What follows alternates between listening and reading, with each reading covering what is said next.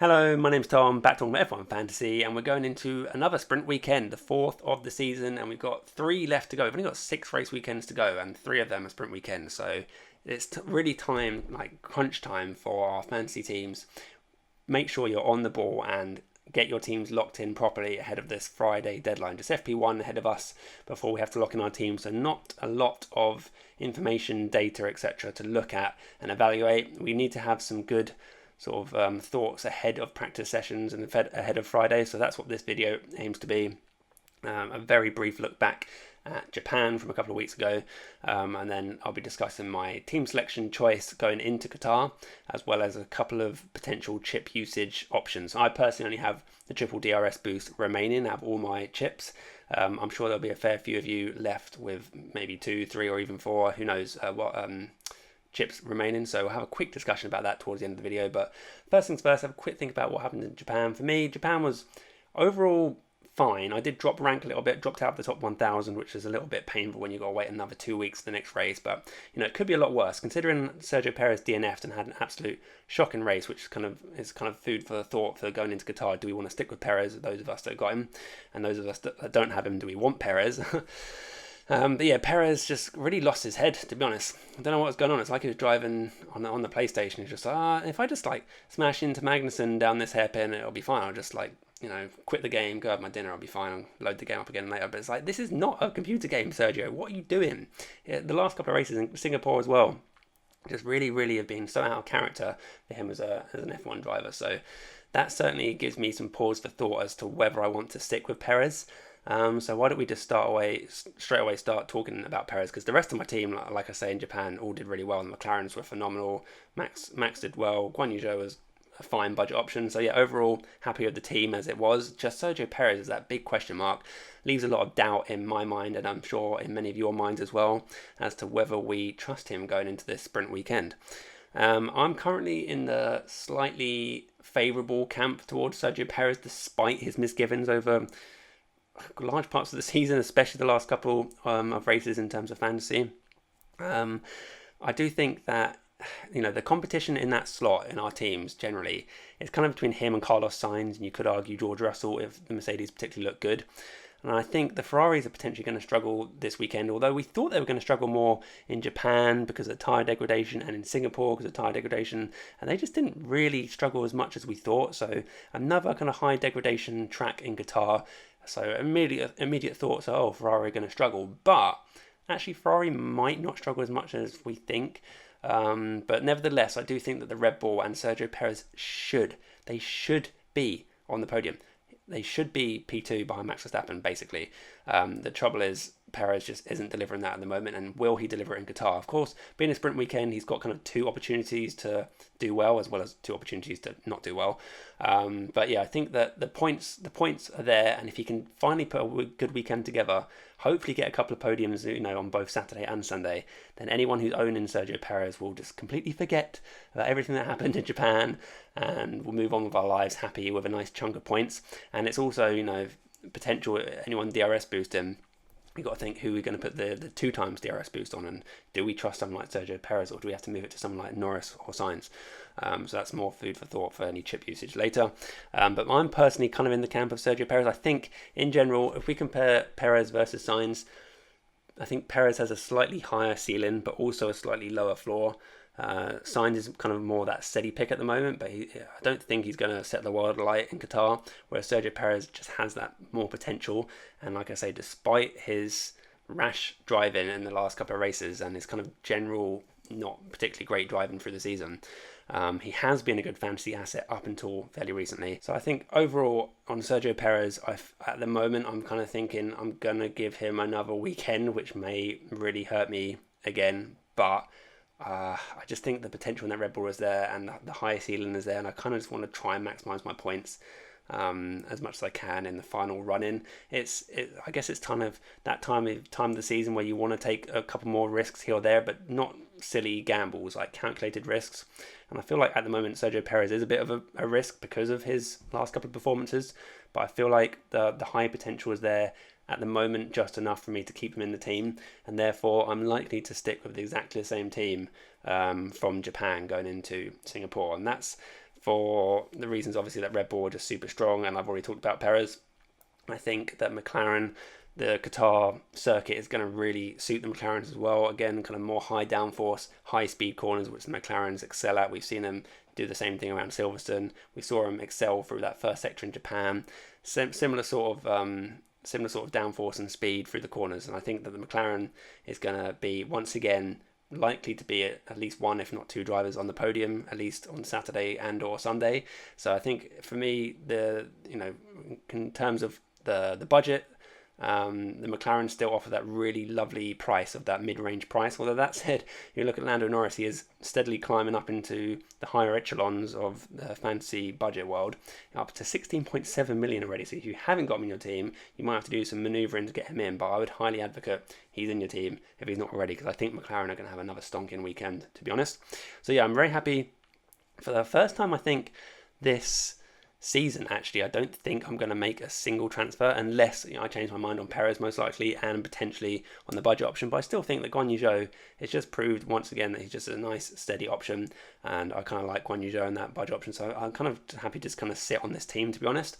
In terms of other budget options, Liam Lawson I do also like, but I think there's strong chance of Ricciardo coming back in the following race for Qatar, so that would probably mean you have to make a transfer out for Lawson to Ricciardo or another budget driver literally after Qatar. So if you haven't already got Lawson, I think it's a bit of an awkward move to bring him and then likely have to transfer him out the very next race, and then it kind of restricts your movement if you need to make more than one or two subs going into the American Grand Prix over in Qatar. So yeah, I think Lawson, if you've got him, is potentially a good hold, but I wouldn't be looking necessarily to bring him in. Other option down there, I think Tsunoda again is a kind of a fine option, and past that you're looking at Hulkenberg and Sargent, which are just, look at Sargent, man, minus 19 points. It's just really, really poor in the fantasy world. So avoid Sargent if you can. However, if Sargent is your only way to get to a team of like triple Red Bull, triple McLaren, or even Perez out for Sainz, if that the only way you can afford that is to bring in someone like Logan Sargent, then I think it's still worth it. I mean, Qatar is a fairly safe track in general. There's some runoff areas. There's not like walls right up close to the track or anything like that. So I feel like Sargent should be less of a risk in this particular race, although I don't think that Williams is going to be particularly good around here. So yeah, I think if you're already stuck down there with Hulkenberg and Sargent, then go for it if you can afford this kind of triple up. I'll be interested to hear thoughts from anyone who's not going for this kind of triple McLaren, triple Red Bull, Perez / Sainz build, because I think personally it is just the best build at the moment given budget restraints. Even without budget restraints, it might just be the best team. And like McLaren are literally arguably the second fastest team at the moment on a track that really, really suits them. Like we should be seeing, in theory, like Red Bull 1-2, McLaren 3-4, pretty much. So even like if there were people running Limitless this weekend, as that kind of segues into the chip usage, even if you're thinking of using Limitless, I feel like the McLaren is going to be so strong around here that you don't really need Limitless. So if you've still got that in your pocket, you're probably more looking towards something like Qatar, possibly Brazil. I've used mine up already back in Monza, so I don't have that luxury. But in terms of chip usage, I'm personally kind of thinking about the triple DRS boost this weekend, but also kind of leaning away from it. I think Qatar for me might be, the following race might be a better option. Just again, kind of another safe track in general. Lots of nice runoff area. Hopefully should be a dry race over there as well. And we should see, be able to put like the triple DRS on Verstappen, and a bit more confidence in knowing who to pick as a second option, like potentially Carlos Sainz as the double DRS boost going into Qatar possibly, because I think Ferraris could be quite good around there. So yeah, for me, I'm definitely considering using it this weekend, because I've got to keep my options open right up until the deadline. And I think it could be a fine option just to use it, because it's a sprint weekend. Max Verstappen's probably going to get a ton of points, so just go for it. But then if I did use it this weekend, who would I put the double DRS boost on? And I think I'm pretty sure I would not put it on Sergio Perez, because I only just about trusting him right now to actually have him in my team in the first place. So if I was going to use the triple DRS boost, I'm pretty confident I would go with someone like Lando Norris as the double DRS boost. Again, if I really wanted to go for it and wanted to kind of edge my bets a little bit, I could just put Carlos Sainz in for Perez, forget about Perez, put Carlos Sainz and put Sainz in as a double DRS boost. But I think Lando Norris is probably just the better option, to be honest. So anyone triple DRS boosting this weekend, I'd definitely be tempted by Lando Norris, but obviously we will see what FP1 brings us. We'll see what the usual driver interviews and everything kind of gauge those drivers, where's their confidence at around this track, and then go from there really. So yeah, at the moment I'm kind of thinking holding on to the triple DRS boost for the following race, but we'll see. I'll keep my options open and I'll decide kind of on the Friday. In terms of other chips, what other chips are there left? Like the wildcard, I used my wildcard a couple of weeks ago going into Japan, literally to save me -4. I think there's so few races left, and the fact that I was unlikely to make more than 2 or 3 subs or transfers in any given week, I just used the wildcard to save me -4, and I'd quite happily advocate that for anyone who's still got it left. If you need to make a move or two and you don't want to take a -4 or definitely a -8, then I'd definitely just use the wildcard. I think it's worth it, because I could see a lot of people just not even using their wildcard for the rest of the season. So I'm quite happy that it saved me 4 points, to be honest. So yeah, I think what other chips are there? Autopilot as well. Autopilot, again, I'd probably save it for more. If I still had the autopilot left, I'd be quite tempted to save it for something like Brazil, which is another sprint race, so it's going to kind of maximise those points. And Brazil is one of those tracks where something always happens. There's always some sort of incident. It's quite a tight, fairly easy to have cars having collisions and contact with each other, spinning off, particularly that kind of middle windy sector. So yeah, if you think Max Verstappen might struggle around there, you might get punted off into the grass or into the wall or whatever, then autopilot could be a good option for Brazil. If I still had it, that's probably what I'd be looking for personally. And also Brazil, notorious for some bad weather every now and again, being in that kind of tropical area. So again, autopilot could come in handy then. And if you've got no negative left, I'm just going to go through all the chips. If you've got no negative left, again, I probably wouldn't use it on a sprint weekend, because I think there's just a higher chance of not scoring negative points. I think it's a lot better served on a non-sprint weekend. So I think maybe one of the street circuits to come, like maybe the Las Vegas circuit, possibly a brand new circuit, possibly could be good for no negative. But to be honest, I think the best options for no negative have kind of already gone by. So just pick a track that you think is going to be kind of more high risk and then go with it. So that's kind of my thoughts and feelings on kind of the general gist of the chips and that. Like I said, team selection is kind of going to be like this.